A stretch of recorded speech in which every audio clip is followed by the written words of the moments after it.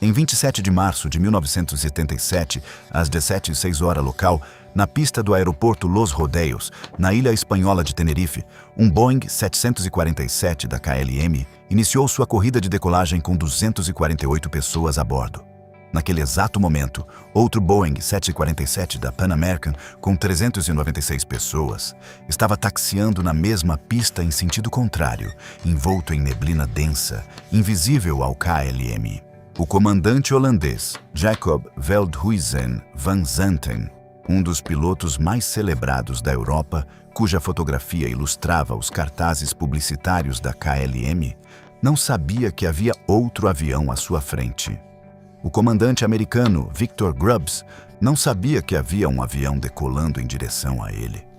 15 segundos depois, os dois 747s colidiram. 583 pessoas morreram. Permanece até hoje o acidente de aviação com maior número de vítimas da história. O aeroporto Los Rodeios, em Tenerife, não era o destino original de nenhuma das duas aeronaves. Ambas haviam sido desviadas para lá horas antes, após uma explosão terrorista no Aeroporto Internacional Gran Canaria, no arquipélago canário. A detonação de uma bomba pelo grupo separatista catalão MPAIAC havia obrigado o fechamento temporário de Gran Canária e o redirecionamento de dezenas de voos para Los Rodeios, um aeroporto de capacidade limitada, com uma única pista principal e pátio de estacionamento insuficiente para absorver o tráfego repentino. O Boeing 747-206B da KLM, registrado como PH Buff e batizado de Rhine River, havia decolado de Amsterdã com 234 passageiros holandeses, a maioria turistas a caminho de férias nas Canárias. O comandante Van Zanten, 50 anos, acumulava mais de 11.700 horas de voo e era o chefe do departamento de treinamento de pilotos da KLM.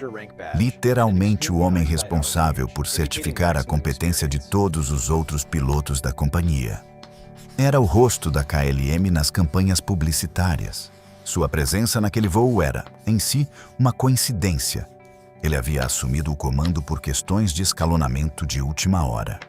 O Boeing 747-121 da Pan American, registrado como N736PA e batizado de Clipper Victor, havia partido de Los Angeles via Nova York com 380 passageiros americanos, igualmente turistas a caminho das Canárias. O comandante Victor Grubbs, 57 anos, acumulava mais de 21.000 horas de voo.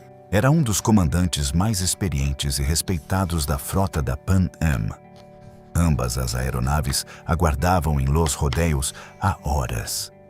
A neblina havia chegado da encosta do vulcão Teide no final da tarde, reduzindo a visibilidade na pista para menos de 300 metros em certos momentos. Os pilotos estavam impacientes. As tripulações haviam excedido seus limites regulamentares de horas de serviço, o que significava que, se não decolassem dentro de um curto intervalo de tempo, seriam obrigados por regulamento a repousar e o voo seria cancelado até o dia seguinte, com centenas de passageiros desorientados num aeroporto sem acomodações suficientes. Havia pressão de tempo, havia neblina, havia um aeroporto sobrecarregado com apenas uma frequência de rádio para todas as comunicações entre torre, aeronaves em pista e aeronaves em voo. E havia um equívoco que ninguém percebeu a tempo. Às 16h58, a torre autorizou o KLM a taxiar pela pista principal até o extremo oposto, onde faria uma curva de 180 graus e estaria posicionado para decolagem. O Pan Am recebeu instrução de seguir o KLM pela mesma pista, mas sair em uma taxiway específica, a C3, para liberar a pista para o KLM decolar. O problema começou aqui, mas não seria percebido por mais 8 minutos. A neblina tornava impossível para qualquer tripulação ver a pista além de algumas centenas de metros. As taxiways de Los Rodeios não tinham iluminação adequada. O Pan Am começou a taxiar atrás do KLM. mas os pilotos americanos estavam confusos sobre qual taxiway era a C3. O aeroporto tinha numeração de taxiways inconsistente. O sistema contava algumas vias, mas não todas. E a planta do aeroporto disponível no cockpit do Pan Am não correspondia perfeitamente à realidade física do solo. Os pilotos americanos passaram pela C1 e pela C2, discutindo entre si qual era a saída correta. O copiloto Robert Bragg sugeriu que deveriam sair na C3, mas a geometria da curva exigiria uma manobra de quase 150 graus para a esquerda, incomum e fisicamente desconfortável para um 747. Seguiram em frente. A saída C3 ficou para trás. No extremo oposto da pista, Van Zanten completou a curva de 180 graus e posicionou o KLM para decolagem. O que aconteceu a seguir é uma das sequências de comunicação mais analisadas da história da aviação. Às 17h05:41, Van Zanten transmitiu para a torre "We are now at takeoff". Em inglês padrão de aviação, essa frase é ambígua. Pode significar "estamos agora prontos para decolagem" ou "estamos agora em decolagem". O engenheiro de voo do KLM, Wilhelm Schreuder, perguntou a Van Zanten: "Está tudo liberado para decolagem?" Van Zanten respondeu: "Sim, estamos", e adicionou os aceleradores. A torre, interpretando a transmissão do KLM como uma informação de posição, não como um anúncio de decolagem imediata, respondeu: "Ok, stand by for takeoff. I will call you." No mesmo instante, o controlador da Pan Am transmitiu: "We are still taxiing down the runway. The Clipper 1736." As duas transmissões simultâneas criaram uma interferência de frequência, um chiado audível no cockpit do KLM, que mascarou as palavras críticas que poderiam ter alertado Van Zanten que a pista não estava livre. O KLM havia iniciado a corrida de decolagem. Na neblina, a 270 metros de distância, o Pan Am apareceu subitamente no campo de visão do KLM. Grubbs viu os faróis do 747 holandês e girou o Pan Am para a esquerda com potência máxima, tentando sair da pista. Van Zanten viu o Pan Am e puxou o manche para cima com força máxima, tentando decolar sobre ele. Não houve tempo para nenhuma das duas manobras se completar. O KLM estava a 260 nós de velocidade, rápido demais para abortar, lento demais para ter altitude suficiente. A barriga do 747 holandês raspou sobre o teto do Pan Am, arrancando a seção superior da fuselagem americana por 30 metros de extensão. O KLM continuou subindo brevemente, perdeu sustentação com o dano estrutural massivo e caiu na pista a 150 metros do ponto de colisão. Explodiu imediatamente. Todos os 248 ocupantes morreram.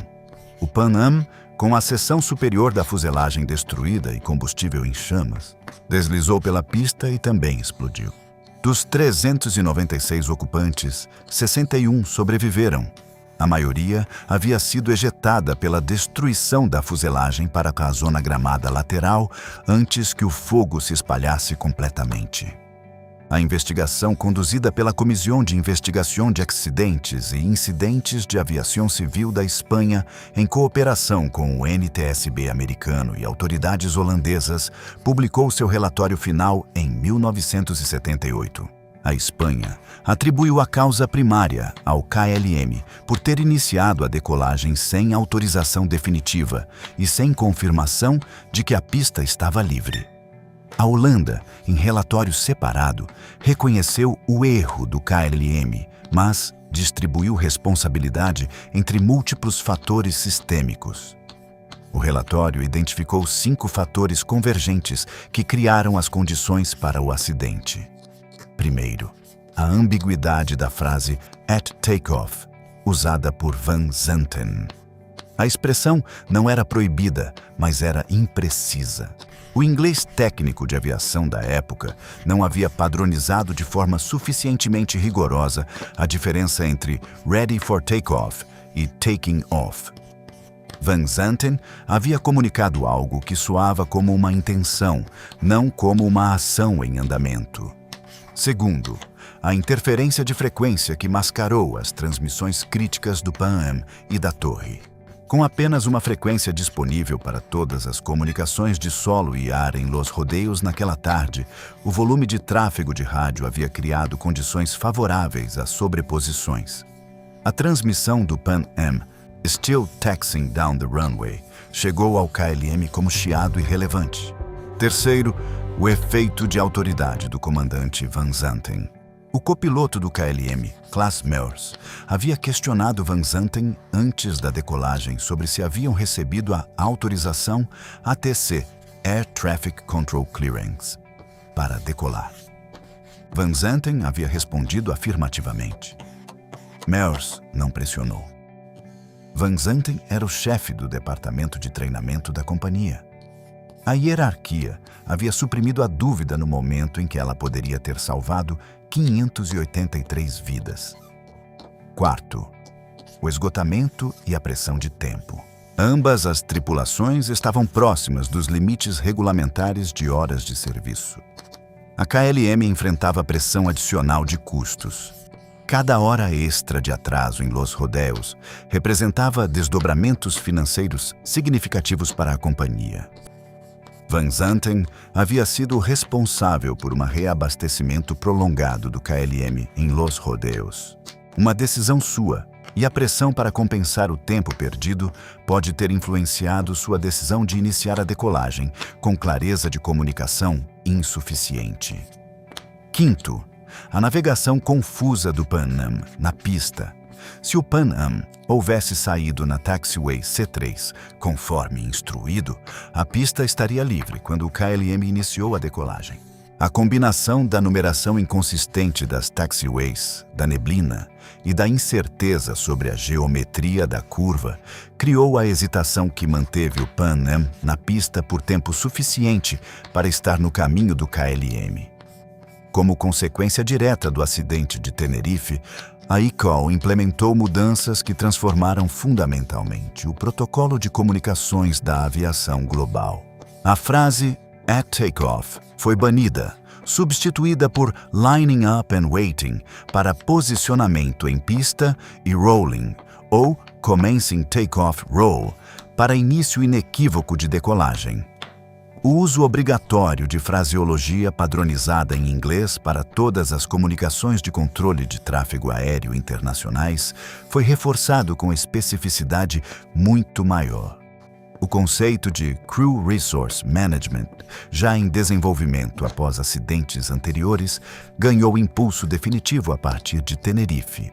O caso Van Zanten tornou-se o exemplo mais citado de como a autoridade percebida de um comandante pode suprimir questionamentos legítimos de outros membros da tripulação. A ICAO e a FAA incorporaram treinamento específico de assertividade de copiloto nos requisitos mínimos de certificação de tripulações de aeronaves de transporte. Los Rodeios passou por expansão significativa de infraestrutura nos anos seguintes, incluindo iluminação de taxiway, sistema de rádio com frequências separadas para operações de solo e ar e revisão completa da numeração e sinalização de vias de taxiamento. 583 pessoas foram para um aeroporto que não era seu destino.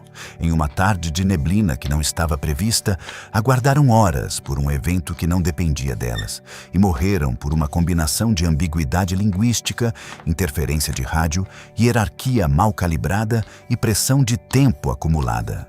Não houve explosão terrorista. Não houve falha mecânica. Não houve erro de navegação. Houve palavras mal escolhidas no cockpit envolto em neblina e um copiloto que não insistiu na dúvida que tinha. A aviação aprendeu mais de Tenerife do que de qualquer outro acidente isolado. A fraseologia padronizada que cada piloto usa hoje ao redor do mundo, cada line up and wait, cada cleared for takeoff, cada rolling, existe porque 583 pessoas morreram por falta dela. Se esse conteúdo te ajudou a entender como uma única tragédia pode reescrever os procedimentos globais de uma indústria inteira, compartilha com alguém que também precisa ver isso. No próximo vídeo, vamos analisar um caso onde todos os protocolos de comunicação funcionaram perfeitamente. Os pilotos seguiram todos os procedimentos corretos e, mesmo assim, o avião caiu. Porque às vezes o inimigo não está nas palavras trocadas entre pilotos e controladores. Está dentro do próprio avião, num sistema que todos acreditavam ser infalível.